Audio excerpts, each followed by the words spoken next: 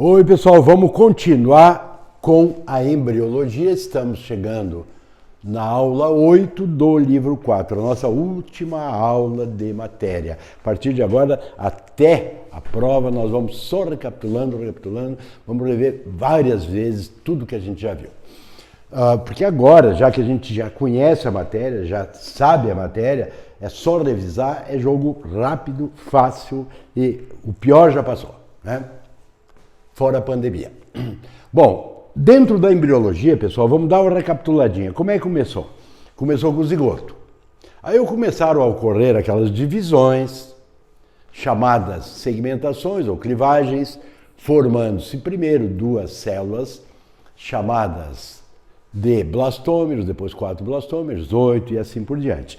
Aí formou a primeira figura embrionária definida, vamos só recapitular, de blastômeros então vem a mórula.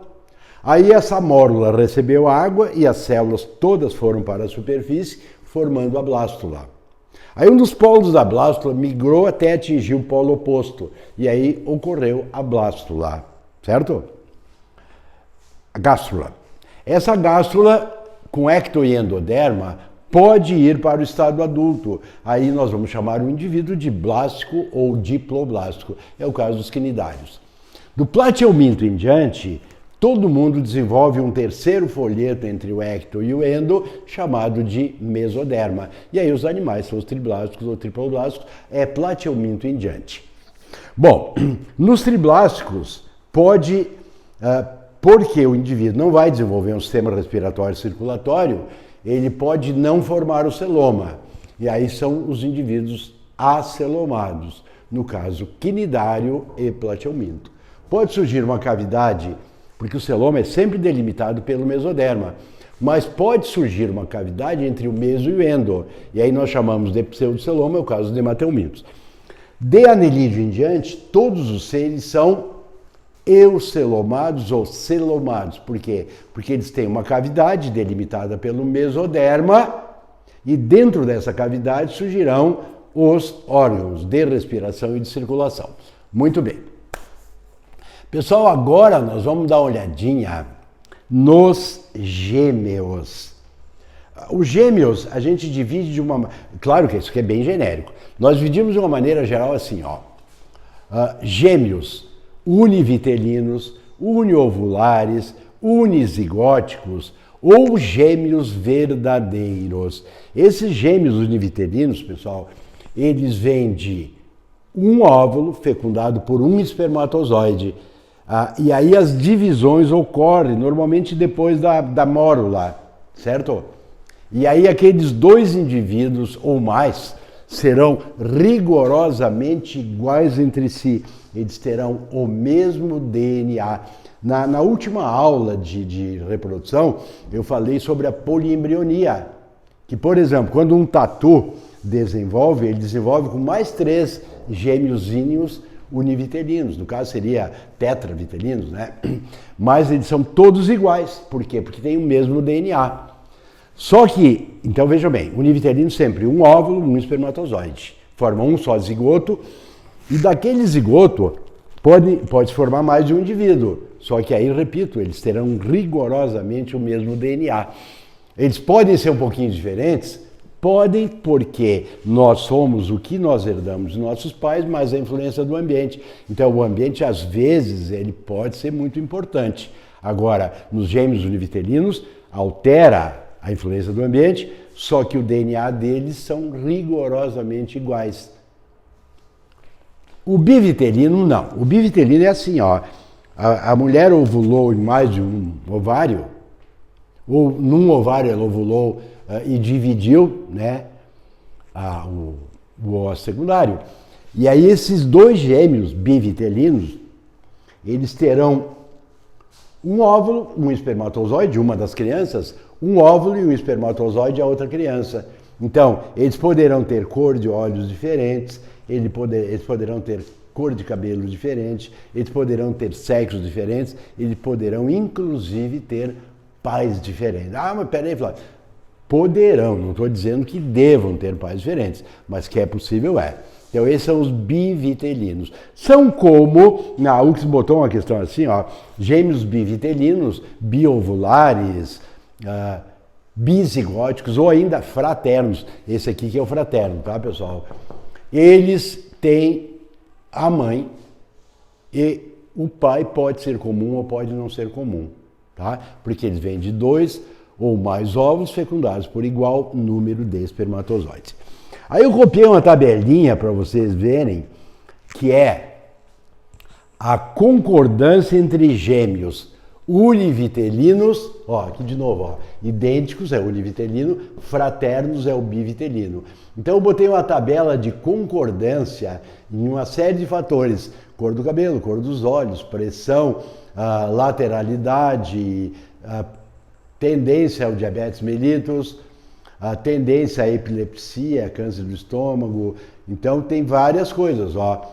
Por exemplo, aqui, ó, a maior concordância entre os gêmeos é o alcoolismo, ó. Se eles forem idênticos e se um tiver essa tendência, o outro também vai ter a mesma tendência.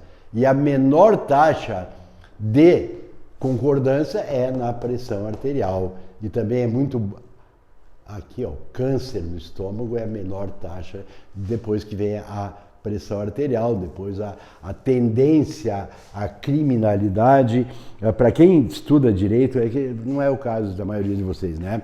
Existe um criminologista chamado Cesare Lombroso, que ele olhava a pessoa e sabia a tendência à criminalidade que ela tinha ou não tinha, né? Mas isso é tudo muito discutível. Aqui é um trabalho que foi feito por embriologistas para ver essa tabela e até que ponto ela tem concordância ou não. E aqui tem uma coisa muito interessante, raríssima essa possibilidade de ocorrer. 2 gêmeos, claro que para ocorrer esses 2 gêmeos, é evidente que eles são biovulares, bivitelinos, eles são gêmeos fraternos.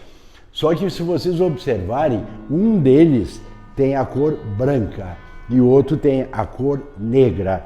Veja, a possibilidade disso ocorrer é tão remota, pessoal, que quando a gente estudou a cor da pele, nós consideramos 2 pares de genes e achamos 5 fenótipos: negro, mulato escuro, mulato médio, mulato claro e branco. Só que nessa aula sobre cor da pele, eu lhes disse, nós não temos só 5 cores de peles, porque na verdade não são 2 pares de genes, e sim 5 a 6 pares de genes.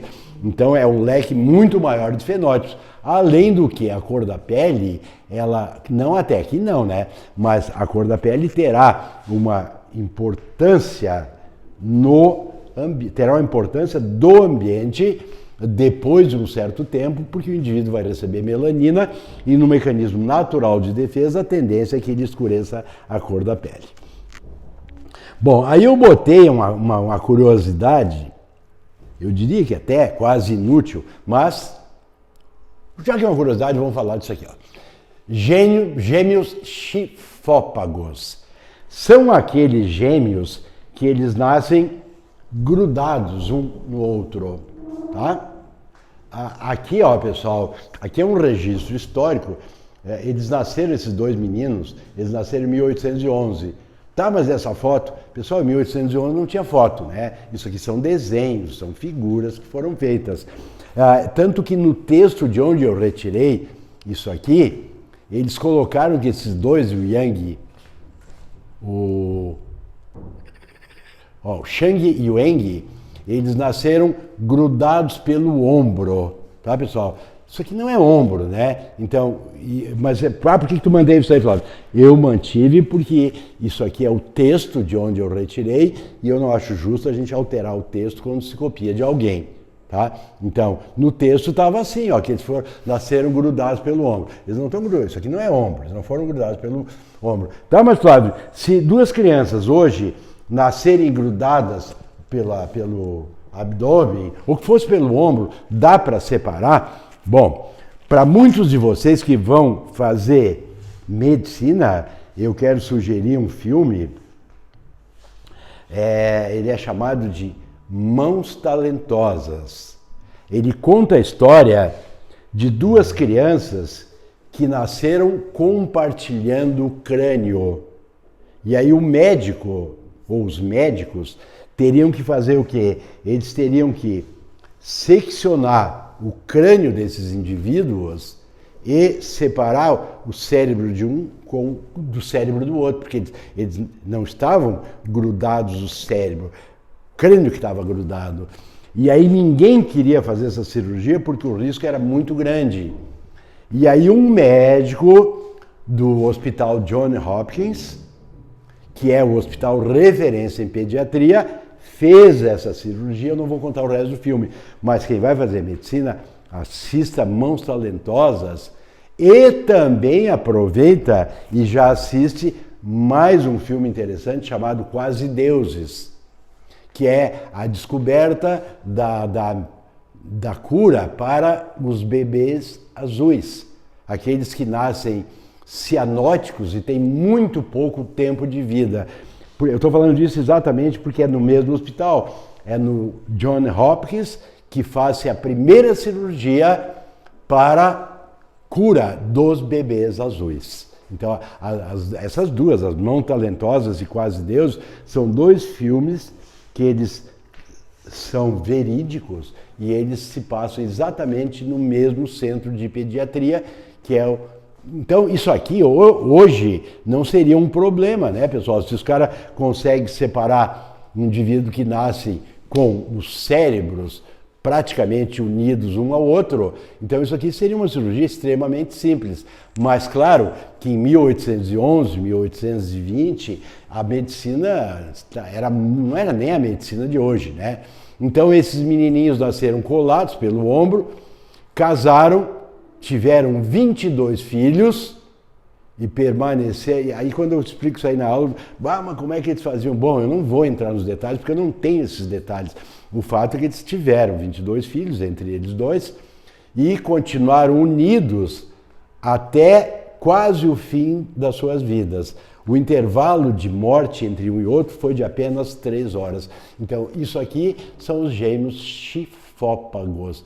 Claro que são univitelinos, têm um mesmo DNA, então, teoricamente, tem até algum sentido eles morrerem muito próximos um do outro, né? Que seria que nós temos prazo de validade.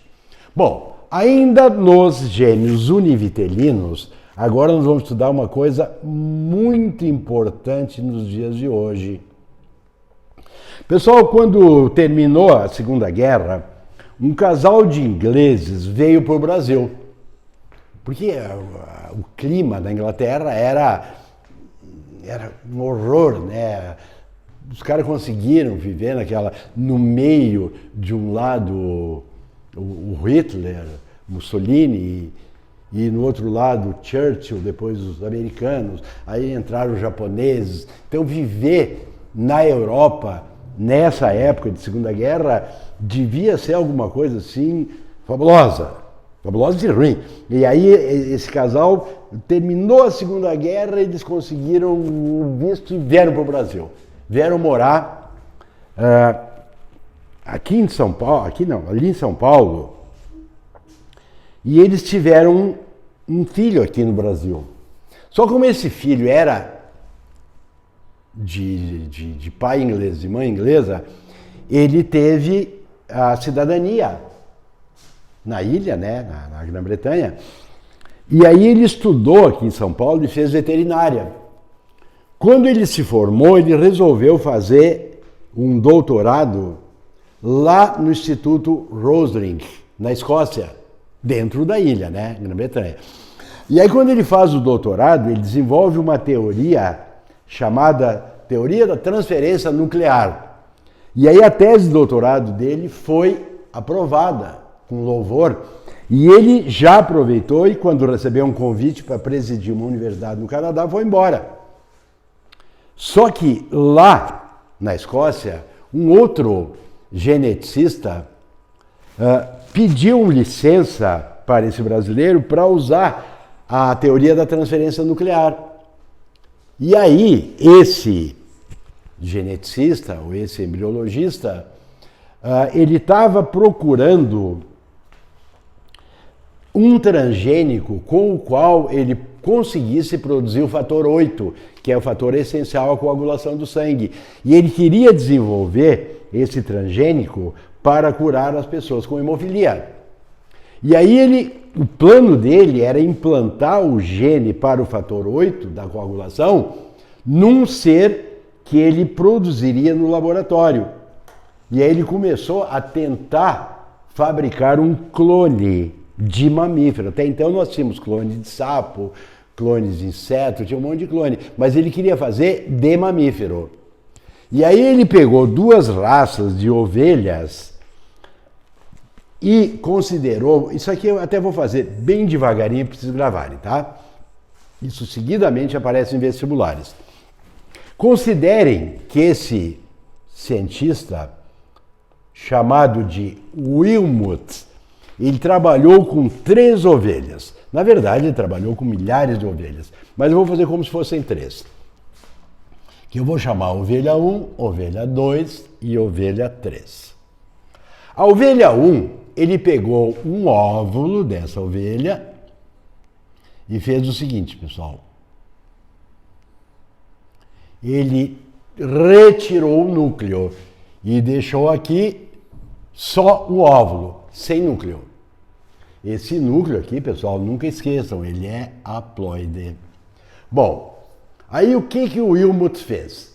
Ele pegou uma segunda ovelha e tirou uma célula do peitinho da ovelha, da tetinha da ovelha. Essa célula da tetinha é uma célula diploide. E aí ele pegou essa célula da tetinha, o núcleo dessa célula, e implantou no óvulo daquela primeira ovelha. Aí ele pegou uma terceira ovelha, que é a chamada mãe de aluguel. E aí ele pegou esse óvulo aqui, que estava sem núcleo, que ele tinha posto o núcleo da segunda ovelha, e implantou no útero dessa terceira ovelha, que é a mãe de aluguel. E aí surgiram várias ovelhinhas cheias de defeito, e surgiram 2 que pareciam que iam vingar, iam se dar bem. E ele chamou a Megan e a Morgan. Só que as 2 tinham tanto defeito que logo elas morreram. E aí o Wilmot começou de novo. E aí, para surpresa do mundo, surgiu uma ovelhinha aparentemente perfeita. O nome dessa ovelhinha é Dolly. Dolly, porque ela já morreu. Bom, essa Dolly, da onde é que saiu? Mais uma cultura inútil aqui para vocês. Ó. Da onde é que saiu esse termo? Esse Wilmot, ele adorava uma cantora country chamada Dolly Parton. E essa Dolly Parton, na época, claro, isso é muito, muito antigo, essa Dolly Parton, quando cantava, ela gostava muito de exibir os dotes que a natureza adotou em termos de glândulas mamárias. Então, observem aqui, ó, essa aqui são os tipos que eu usei para escrever esse livro. Isso aqui não é o meu tipo, tá, pessoal? Eu tirei isso aqui de outro livro e coloquei no meu livro. Ninguém poderia pensar em um conjunto mais impressionante de glândulas mamárias do que a de Dolly Parton. Quem disse isso? Ian Wilmot, que é o coordenador do grupo de pesquisadores que criou a Dolly, explicando da onde surgiu o termo Dolly. Foi uma homenagem a essa cantora chamada Dolly Parton. Aí essa Dolly aqui, pessoal, foi o maior sucesso do final do século XX, pessoal, em termos de reprodução, porque era um mamífero clonado. Só que essa Dolly, pessoal, depois de um determinado tempo, com 1 ou 2, 1 ano e meio, 2 anos, ela começou a apresentar artrite. Artrite, você sabe que é reumatismo, né? Artrite reumatoide. É uma doença de velhos. Tá, mas a Dolly não era nova? Ela era nova, só que ela foi gerada a partir de uma célula da tetinha de uma das ovelhinhas. Então já era uma célula adulta. Tá, mas Flávio, me disse, se a gente fizesse isso aí com um embrião, é uma boa coisa para o teu futuro, se tu vai para essa área, porque, ao que eu saiba, ninguém fez essa experiência. Fazer uma clonagem usando uma célula embrionária. O fato é que quando criaram a Dolly, começaram a fazer várias clonagens. Clonaram uma gatinha chamada Copycat, clonaram nos Emirados Árabes, clonaram um camelo, e aí pensaram até em clonar seres que já não existem mais. Uma alusão ao Parque dos Dinossauros, que aquilo ali, mas aquilo ali tem lógica. Aquilo ali não tem lógica, aquilo ali é inviável. Tá? Mas é um exercício de raciocínio muito bom de se fazer. Né? Pode que num futuro muito remoto se consiga reaver algumas espécies que estão desaparecidas. Mas, por enquanto, não temos nada disso. Também se pensou muito em fazer uma clonagem humana. Tá? E aí todos os países, cada um por sua vez, começaram a fazer uma legislação específica sobre clonagem. Por exemplo, vou dar alguns exemplos assim. Antes do Barack Obama, existia um presidente, era o Bush filho, porque tinha o Bush pai, que foi presidente dos Estados Unidos, e o Bush filho. Esse Bush filho é aquele que invadiu o Iraque, invadiu o Afeganistão. Depois veio o Barack Obama e depois veio esse doente que está aí, o Trump. Bom, no tempo do pai, lá e do filho, eles resolveram proibir liberação de verbas para a clonagem. Então os Estados Unidos deu uma estacionada na ciência escandalosa. Até o Brasil estava melhor que os Estados Unidos. Quando o Barack Obama assumiu a presidência, ele começou a liberar verbas, porque essas verbas para pesquisa, elas vêm da União. Né?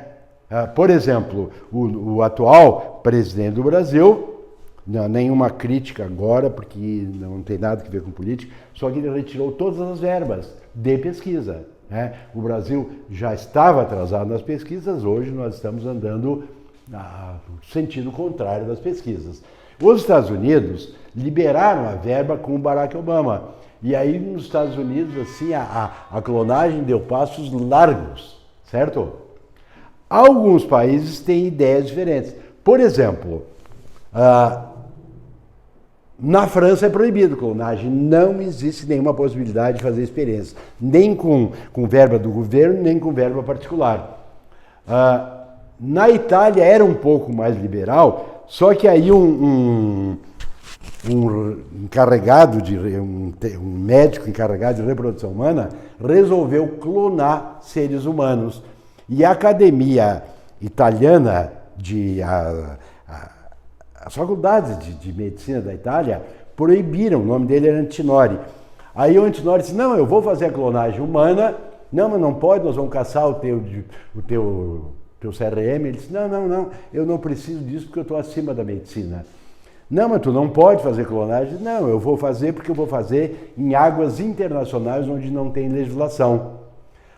Não, mas quem é que vai ceder o material? Porque eu tenho, ele falando, eu tenho 150 casais que já estão num navio esperando eu começar as experiências sobre clonagem humana. Mas onde é que tu vai arrumar verba? Eu já tenho um grupo de orientais que está me financiando. E aí tudo dava a entender que ele faria uma clonagem humana. Só que isso aí foi em 2001. Isto é, passaram 19 anos e não apareceu o clone do Antinori. Tudo significa que não deve ter dado certo, ou então as barreiras éticas, religiosas, acabaram bloqueando a divulgação disso aí. A impressão que eu tenho é que não aconteceu. Mas tivemos muitas clonagens. A de um ser mais evoluído que se tem notícia é a clonagem de um Rhesus. Lembra do Rhesus, aquele que o Landsteiner descobriu, o fator RH? Aquilo ali é a macaca mulata, é o Rhesus, é um dos seres, já é um primata. Foi o melhor que se obteve em termos evolutivos de uma clonagem. Bom, então, pessoal, essa clonagem que o Wilmot usou para produzir a Dolly, essa clonagem que gerou a Copycat, aquele camelo lá nos Emirados Árabes, o rezo nos Estados Unidos. Essa clonagem, ela é chamada de clonagem reprodutiva. Essa clonagem hoje, na maioria dos países, ela é proibida. Tá, pessoal? Não se discute ainda barreiras religiosas, éticas, jurídicas, não se discute ainda quando ela poderá ser possível. Mas existe uma outra clonagem que é permitida em alguns países, aqui no Brasil ela é permitida, só que isso aqui tem uma coisa bem interessante, pessoal. Vocês sabem que nós temos 3 poderes. Nós temos o legislativo, o judiciário e o executivo. Tá? O executivo, pessoal, ele leva adiante as leis que foram produzidas pelo legislativo e o judiciário fiscaliza. Aqui no Brasil, desde a época da ditadura, o executivo então seriam o prefeito, o governador, o presidente, esse é o executivo, esse aí não faz leis. Mas desde a época da ditadura, o executivo nosso faz medidas provisórias e vai legislando, além do poder legislativo. O legislativo não faz nada, né? E o judiciário seria para fazer uma harmonia entre os poderes legislativo e o executivo. Só que o judiciário, os ministros, sabe? Aqueles 11 ministros. A lei da clonagem, da embriologia, tudo isso aí nunca era regulamentado. Os deputados, os senadores, o executivo nunca legislou sobre isso e nunca fez nada para levar adiante, para permitir ou proibir essas experiências. E aí aconteceu uma coisa assim única. Os 11 ministros do Supremo fizeram uma lei. Eles não estão lá para fazer lei. Eles estão lá para vigiar as coisas, para fazer cumprir a Constituição, porque eles são os representantes da Constituição, e a Constituição é a nossa lei maior, tá, pessoal? E aí eles resolveram fazer uma lei, e aí eles fizeram a lei sobre o desenvolvimento embrionário, sobre a clonagem, tá? E foi uma coisa muito marcante. Eu me lembro que um advogado amigo meu gravou todas as sessões e se deu o trabalho de gravar todas as sessões do Supremo legislando sobre as células-tronco. Quando ele terminou de gravar todas aquelas sessões, ele me perguntou se eu queria. Eu digo, não, eu quero isso aí. Aí ele me mandou todas essas sessões em DVDs, DVD de 2 horas cada um. Ele me mandou 21 DVDs. Imagina a demora que ocorreu para que o Supremo legislasse sobre todas essas reprodução assistida, clonagem, células-tronco. Tá? Então veja bem, aqui no Brasil a regulamentação das células-tronco ela foi feita pelo Poder Judiciário. E o que é uma célula-tronco? Pessoal, célula-tronco é o seguinte, quando o embriãozinho se forma, ele começa a vida a partir de um zigoto. Aí esse zigoto se divide em 2 células, essas 2 se dividem em 4. Até nós chegarmos à mórula, pessoal, todas as células teoricamente seriam iguais entre si.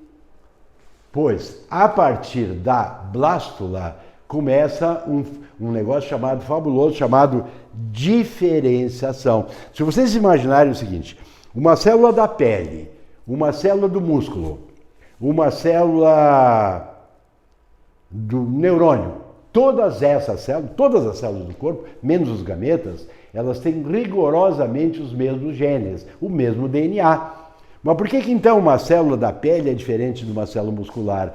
Porque algumas porções do genoma são estimuladas, elas começam a se diferenciar e as outras não. Essa diferenciação é que faz com que cada parte do nosso corpo seja diferente das outras, certo? Quando a célula está no começo da vida, elas não têm diferenciação. E aí elas são chamadas de célula-tronco. Elas não sendo diferenciadas, significa que uma célula-tronco pode se transformar em qualquer outra célula. A gente chama, assim, dentro da biologia, alguns chamam de célula vai com as outras. Se eu pegar uma célula-tronco e colocar junto de algumas células hematopoéticas, essa célula-tronco se transforma numa célula hematopoética. Se eu colocá-la no coração, conforme a parte do coração que eu colocar, se for o pericárdio, miocárdio, endocárdio, essa célula Maria vai com as outras, ela vai se transformar naquela célula que está próxima dela. Então, as células-tronco, teoricamente, elas resolveriam ou resolverão qualquer problema do futuro. Tá, pessoal? Por que resolveria ou resolverão? Porque, por enquanto, as células-tronco, a pesquisa, as experiências com célula-tronco ainda são muito, muito, muito dispendiosas. Então, nós tivemos várias pessoas se posicionando de maneiras diferentes. Vou passar para vocês uma coisa. A URGS colocou numa das suas provas o seguinte, que o Departamento de Genética da URGS está desenvolvendo pesquisas que poderão curar qualquer doença, inclusive uma que preocupa bastante o Brasil, que é o mal de Chagas, aonde forma um ninho de leishmanias no miocárdio. E aí a URGS lança a seguinte ideia: destruir aquela parte do miocárdio, porque aí a pessoa fica com coração de boi, miocardite. Então a ideia dos pesquisadores da URGS seria destruir essas células defeituosas e colocar ali células-tronco para substituir essas células defeituosas. Só que isso aí já passaram 15, 20 anos, 15 anos, e nós não tivemos o sim dessa pesquisa. Aí a Fundação lançou um edital pela 0 Hora, onde eles diziam o seguinte, ó, a Faculdade de Ciências Médicas, a Fundação, ela está oferecendo um tratamento para cardiopatas, pessoas que têm problemas cardíacos. Esses cardiopatas terão um tratamento gratuito e eles serão divididos em 2 grupos. Um deles vai ser tratado com alopatia, com remédios, certo? E o outro grupo será tratado com células-tronco, sem remédios, certo? Se esse grupo que será tratado com células-tronco der resultados promissores, a Fundação vai abrir esse tratamento gratuitamente para o público do Rio Grande do Sul, para os cardiopatas do Rio Grande do Sul. De novo, passaram 15 anos e não se teve mais notícias, então não deve ter dado muito certo. Mas, paralelamente a isso, um médico que não me vem agora o nome, eu assisti um programa de mais de 1 hora numa televisão e depois eu li várias reportagens com esse médico, onde ele dizia: eu já estou desenvolvendo tratamento com células-tronco e eu curo qualquer doença. E aí os repórteres, os jornalistas perguntaram para eles: mas qual é o problema desse método? Ele disse: é o custo. O custo é uma coisa assim descomunal, tanto que eu não consegui ainda nenhum cara para financiar a minha experiência e curar uma doença com isso. Tá? Então, por enquanto, células-tronco é para o futuro. Mas, para o presente, é bom nós levarmos sabido o seguinte, ó, que nós temos células-tronco do tipo totipotente, pluripotente, multipotente, oligopotente e unipotente.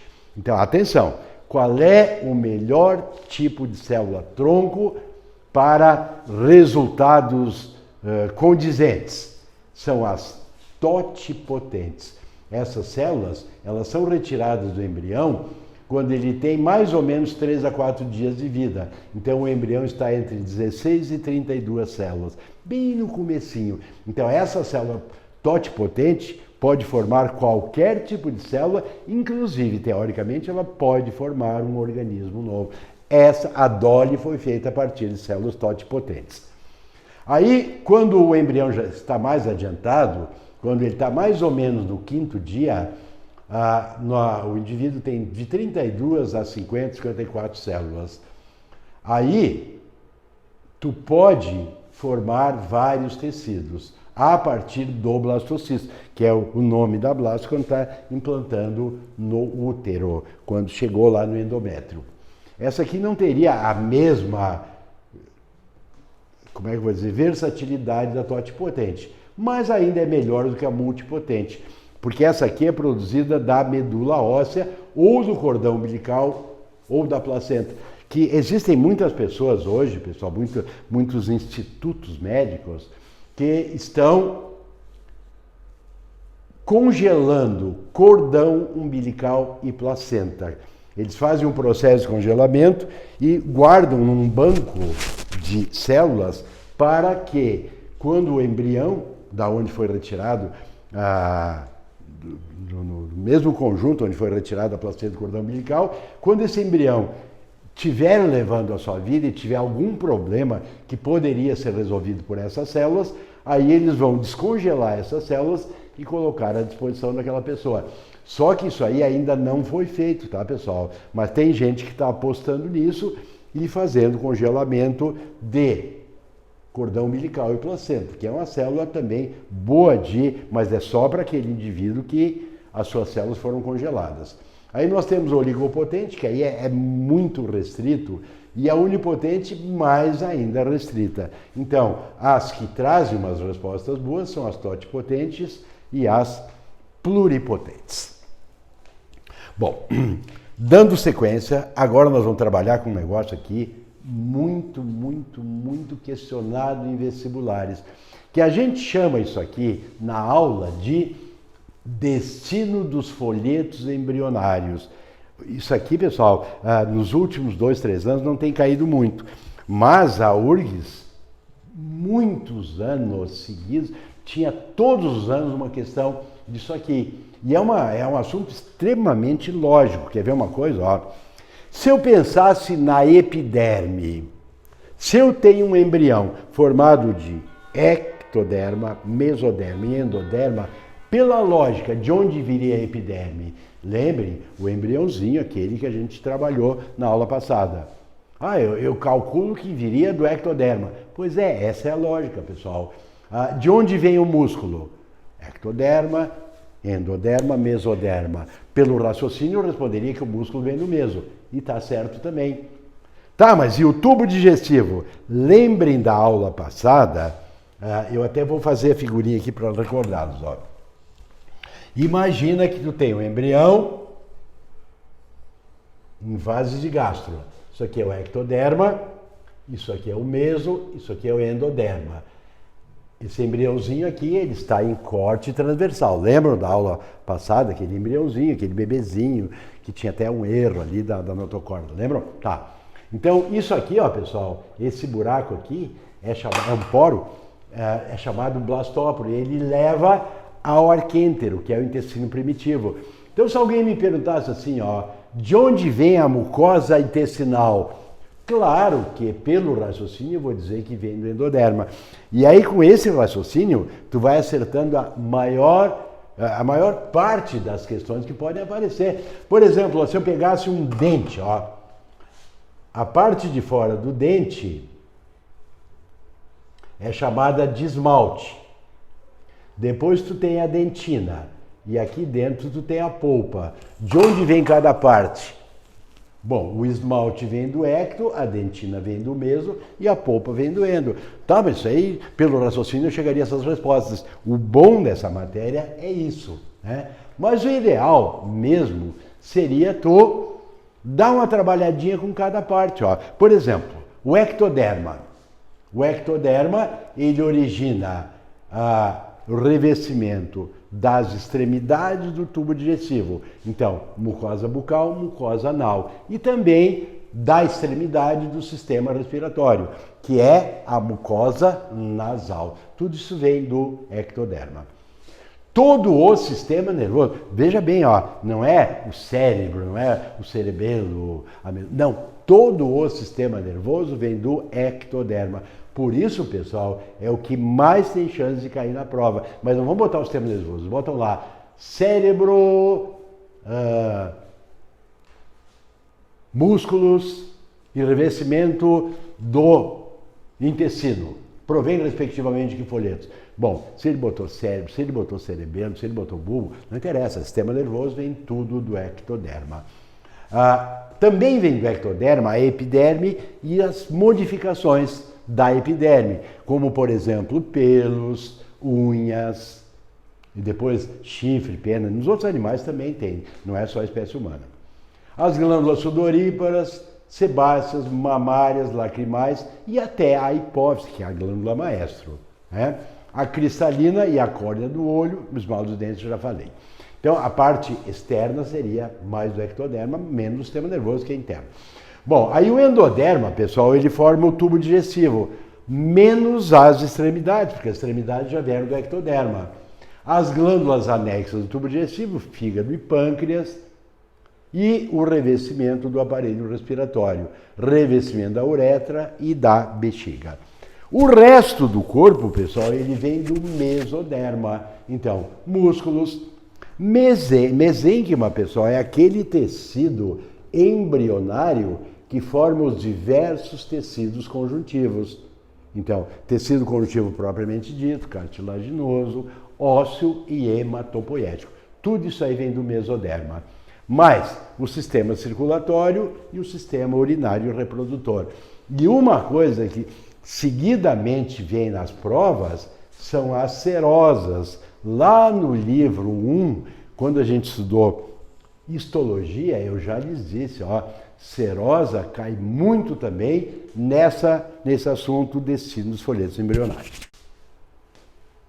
Então, o mesoderma, porque nós temos muitas camadas de células, ele acaba sendo o folheto germinativo que mais estruturas forma. Então, ele forma músculos, ele forma um mesênquima. Repetindo, o que é mesênquima? Mesênquima é um tecido embrionário que forma os diversos tipos de tecido conjuntivo. Isto é, o tecido conjuntivo propriamente dito, o tecido conjuntivo cartilaginoso, o tecido ósseo e o tecido hematopoético. Nesse hematopoético, incluído todos os elementos sólidos do sangue. Tá, pessoal? Então, isso é destino dos folhetos embrionários. As chances disso aqui cair numa prova, principalmente na URGS, elas são muito grandes, pessoal. Principalmente devido ao fato de que ela já está ausente há algum tempinho. Então, os examinados da URGS, logo vão ter que colocar isso aí de novo. Bom, não caindo destino dos folhetos embrionários, aí as chances maiores seriam dos anexos embrionários. O que são anexos embrionários? São estruturas que aparecem junto dos embriões dos vertebrados. Então, eu vou sugerir que vocês façam o seguinte, pessoal. Se a gente fizer uma representação através de desenho, que não é o meu forte, talvez não seja o seu forte, mas vamos fazer meio que desenho ou meio que esquema. Ó. Então vamos começar assim. Ó. Os anexos são vesícula vitelina, alantoide, âmnios, córium, placenta e cordão umbilical. Eu vou representar o embriãozinho visto de lado. Então isso aqui é o embrião, tá? Aí eu vou perceber que esse embrião, visto de lado, aqui está a região umbilical dele. Esse embrião, o primeiro anexo é esse aqui, ó, pessoal. Esse anexo eu vou chamar de vesícula vitelina.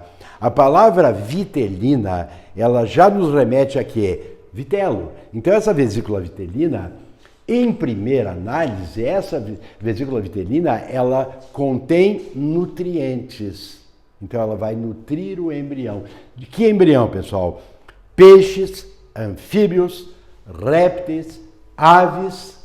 Tá, mas e o mamífero? Bom, o mamífero, ele não precisa da vesícula vitelina para nutrir o embrião. já que esse embrião, a partir do segundo mês de vida, ele já vai estar conectado à mamãe via placenta e cordão umbilical. Então, grava o seguinte, ó, nos mamíferos, a vesícula vitelina funciona como o primeiro órgão hematopoético. O que é órgão hematopoético? É aquele órgão encarregado de produzir elementos sólidos do sangue, hemácias, leucócitos e plaquetas. Tá? Então, ele ocorre em todos os vertebrados, em peixes, eu vou deixar aqui, ó, vou botar aqui, ó, em peixes e anfíbios, em répteis, em aves, ele funciona como reserva de nutrientes. E nos mamíferos, então somente nos mamíferos, a vesícula vitelina funciona como o primeiro órgão hematopoético. Notem uma coisa, pessoal, a vesícula vitelina é o único anexo que aparece nos peixes e nos anfíbios larvais, certo? Bom, eu vou usar o mesmo esquema aqui, pessoal, para fazer o segundo anexo embrionário. E eu vou fazer o que com ele? Eu vou colocar esse segundo anexo também ligado à região umbilical do embrião. Esse segundo anexo nós vamos chamar de alantoide. Então, para que serve o alantoide? Então, aqui, ó, vesícula vitelina, embrião e alantoide. O alantoide, ele é uma bolsinha onde são guardados os resíduos nitrogenados, aqueles resíduos que poderiam intoxicar o animal. Então, agora já vamos colocar isso aí tudo na nossa escala evolutiva zoológica. Ó. Os peixes não têm alantoide. Por quê? Porque eles se desenvolvem na água. Na água não tem problema tu largar os excretas, certo? Os anfíbios, enquanto larvais, eles também vivem na água e, portanto, eles também não têm alantoide. Então, alertas, pessoal. O alantoide é um anexo embrionário que surge a partir dos répteis. E por isso que répteis, aves e mamíferos são chamados animais alantoidianos. Por quê? Porque tem alantoide. Porque eles já estão se desenvolvendo aqui na Terra. Então eles não podem largar os excretas assim indiscriminadamente. Ou porque eles estão dentro de um ovo, ou eles estão, no caso dos répteis, né? No caso das aves estão dentro de um ovo e no caso do mamífero eles estão dentro do útero materno. Então há necessidade desse alantoide. Por isso que eu nego em peixes e anfíbios a presença do alantoide colocando, eu colocaria um A se fosse uma palavra iniciada por consoante. Mas como essa está iniciada por vogal, eu tenho que botar um AN. Então, como répteis, aves e mamíferos são indivíduos alantoidianos, os peixes e os anfíbios larvais, eles são indivíduos analantoidianos, certo? Bom, aí vem mais um anexo e eu vou fazer mais uma figurinha. Então veja bem, ó, o embrião continua como estava, aqui eu tenho o alantoide,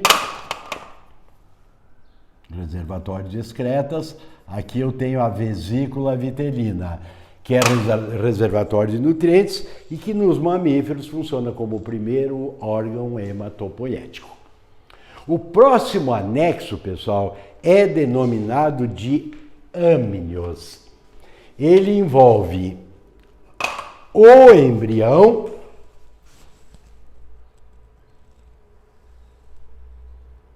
mas ele não está envolvendo os outros dois anexos, a vesícula vitelina e o alantoide. Então, o que é esse âmnios, pessoal? Âmnios é essa membrana aqui e que ela delimita essa cavidade. Essa cavidade é chamada cavidade amniótica. Nessa cavidade amniótica existe um líquido. E claro que esse líquido será chamado líquido amniótico. Mas líquido amniótico é uma maneira sofisticada da gente chamar a água. Líquido amniótico é pura e simplesmente a água. Então, pessoal, para que poderia servir essa água? Bom, a água funciona como se fosse um amortecedor hidráulico. Então, ela protege o embrião de choques mecânicos.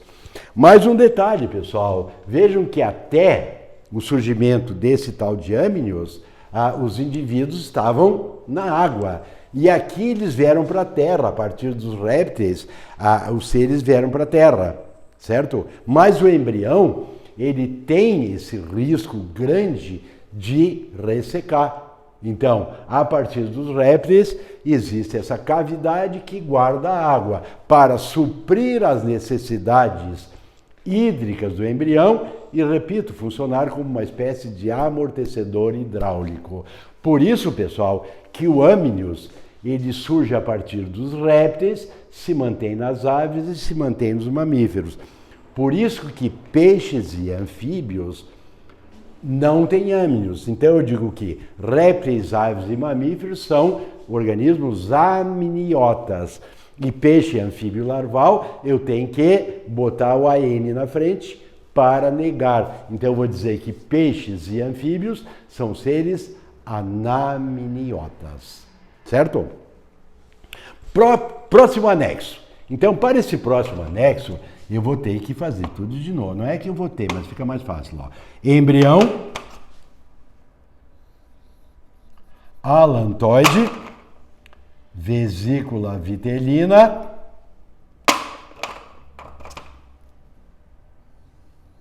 e Amnios. E agora, pessoal, envolvendo todos esses anexos, eu vou botar esse anexo aqui, ó. Esse anexo aqui é chamado de córion. Nessa região aqui, ó, bem próximo onde estava a vesícula vitelina e o alantoide, essa parte do córion será chamada de córion frondoso. E aí veja o seguinte, como o córion está envolvendo todos os demais anexos, ele acaba protegendo o embrião e os demais anexos. Mas esse córion também ele vai cuidar das trocas nutritivas, principalmente as respiratórias. Tá, pessoal? Então, agora vamos ver os dois últimos anexos, ou o último anexo. Tem alguns que consideram um só isso aqui. Então, olha aqui. Aqui eu tenho o embrião. De novo, eu vou botar aqui, ó, o alantoide, o reservatório de excretas. Aqui eu vou botar a vesícula vitelina, reservatório de nutrientes, menos nos mamíferos, que funciona como o primeiro órgão hematopoético. Aqui vem o Amnios. Aqui vem o córion.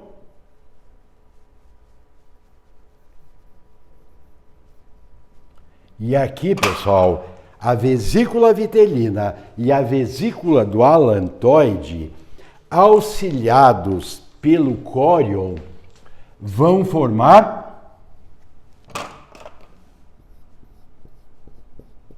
um cordão umbilical. E aqui, ó, nessa parte que eu chamei antes de córion frondoso, o córion auxiliado pelo endométrio, revestimento interno do útero, vai originar a placenta. E aí eu vou fazer uma comunicação do bebê com a placenta através do cordão umbilical, ou do cordão umbilical através da placenta com a mãe. E aí ocorrerá uma série de trocas, o sangue da mãe, rico em oxigênio e em nutrientes, vai ser mandado para o embrião. E aí os excretas desse embrião vão ser mandados para a mãe. Então nós vamos encontrar ali na placenta duas artérias e uma veia. Só que essas artérias, pessoal, vocês lembram a história, a diferença de artéria e veia? A artéria é todo o vaso que transporta sangue que sai do coração. Pode ser sangue arterial, pode ser venoso.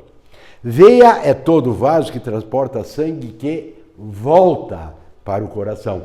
Pode ser arterial e pode ser venoso. Só que a imensa maioria das artérias transporta sangue arterial, menos as pulmonares e as umbilicais. Veias, a grande maioria das veias transporta sangue venoso, com exceção das pulmonares e das umbilicais. Então, essas veias aqui, ó, estão trazendo sangue de volta ao coração. Só que esse sangue está vindo da mãe, então é um sangue rico em oxigênio e rico em nutrientes. A artéria é todo vaso que sai do coração do embrião.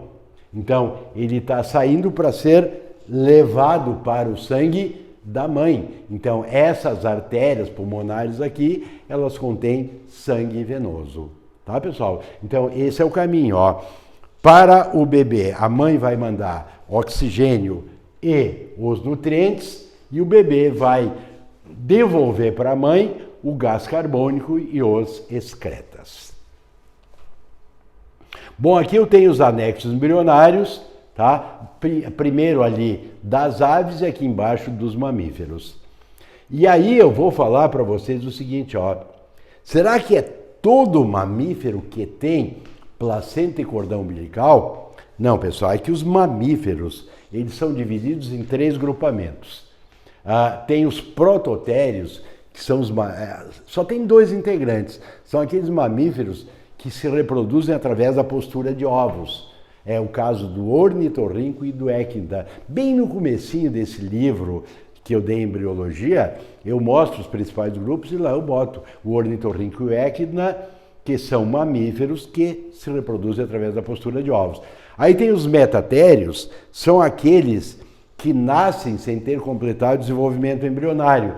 Aí ele desenvolve, esses embriões desenvolvem dentro de uma cavidade da mãe chamada marsúpio. E ali nós vamos encontrar o canguru, gambá, társio, perameles, koala, aquele, eu comentei com vocês, o cuica. Até a URGS botou assim, a expressão cara de cuica significa aquele indivíduo que tem os olhos arregalados. Isso lembra um mamífero que pertence a que grupo? Aí o gabarito pertence ao grupo dos marsupiais. Então esses são os metatérios. Prototério, o ornitorrinco e o équida. Os marsupiais são os metatérios e os demais mamíferos são os eutérios. São aqueles que se desenvolvem, comunicam com a mãe através da placenta e do cordão umbilical. Então eles desenvolvem dentro do útero materno. Depois eu boto outra coisinha aqui que tem alguma chance de aparecer, que os mamíferos, que os animais podem ser vivíparos, ovíparos, ovovivíparos ou ovolíparos. Então, ovíparos são aqueles que botam ovo, como os monotremados, que é o ornitorrinco e o équida. Vivíparos são aqueles, como os eutérios, que se desenvolvem dentro do útero materno.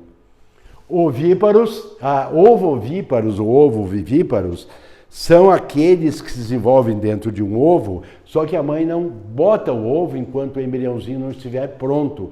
É o caso das cobras, dos jacarés, aí são os ovovivíparos. E os ovolíparos, pessoal, são aqueles em que a fecundação e o desenvolvimento ocorrem fora do corpo da fêmea. No caso, os anfíbios em geral são ovolíparos. Embora aqui no Rio Grande do Sul eles possam ser colocados como ovíparos. Essa terminologia de ovolíparos eu nunca encontrei em nenhuma prova do Rio Grande do Sul. Santa Catarina, para cima, ele já usa essa expressão ovolíparos. Bom, eu coloquei também aqui no livro, mais por curiosidade, esse bichinho, porque ele é muito estranho. Esse aqui, a gente já falou várias vezes, isso aqui é um ornitorrinco, pessoal. Aliás, não, aqui tem a fêmea. Aqui a luz atrapalha um pouquinho, mas se vocês olharem nessa figurinha, vocês vão ver aqui o bico, a cabecinha, e aqui vocês vão encontrar 3 filhotinhos. Mas eles são mamíferos, Flávio? São. E o mamífero, todos os mamíferos têm lábios? Não. Por que o mamífero tem lábio? O lábio é para não ferir o mamilo da mãe durante a amamentação. Só que esse bicho aqui, a fêmea não tem mamilo. Então não pode sugar no mamilo. Como é que o ornitorrinco faz? Ele tem um bico chato. E a mãe tem as glândulas mamárias com aberturas para o ambiente. Então quando o filhote quer mamar, o bico chato é a melhor solução. Porque com aquele bico chato, ele começa a pressionar a glândula mamária. E a glândula mamária libera o leite. E aí o leite umedece os pelos. E aí aquele bico achatado é o ideal para ele sugar o leite que está ali umedecendo os pelos da fêmea. Tá, mas pera um pouquinho. Se não tem mamilo, se não tem lábios, não é um mamífero. É um mamífero porque se alimenta de leite. Então, mesmo não tendo mamilos, mesmo não tendo lábios, pelo fato dele se alimentar de leite, ele é um mamífero. Então, o ornitorrinco e o equidna são aqueles ali, ó, os monotremados. Ou, eu disse antes, são os prototérios. Depois vem os metatérios, que são os marsupiais, e, tirando os monotremados e os marsupiais, os demais mamíferos, todos eles são mamíferos eutérios, aqueles que se desenvolvem dentro do útero da mãe. Pessoal, mais um pouquinho, vamos fazer mais um pouquinho de sacrifício, vamos manter o isolamento, vamos evitar aglomerações. Ah, mas estão acontecendo na nossa cidade. Na nossa cidade, claro que estão acontecendo, mas sem dúvida não é para pessoas cultas, pessoas evoluídas, pessoas que têm, como é que eu vou dizer, sonhos grandes pela frente. Que é o caso de vocês. Vocês têm sonhos grandes, vocês têm cultura, vocês têm exemplos em casa, então mantenha o isolamento, que daqui a alguns dias nós teremos, esse pesadelo terá terminado, né, pessoal? Então, mantenha o isolamento. Boa semana, falamos a semana que vem já com as revisões. Semana que vem a gente revisa o livro 3, na semana seguinte o livro 4, e depois a gente entra no curso de revisão, porque a partir de agora só revisar, tá, pessoal? A matéria, teoricamente, ela está sabida. Agora é só fixando, fixando, fixando. Um beijão para vocês, até a semana que vem. Tchau.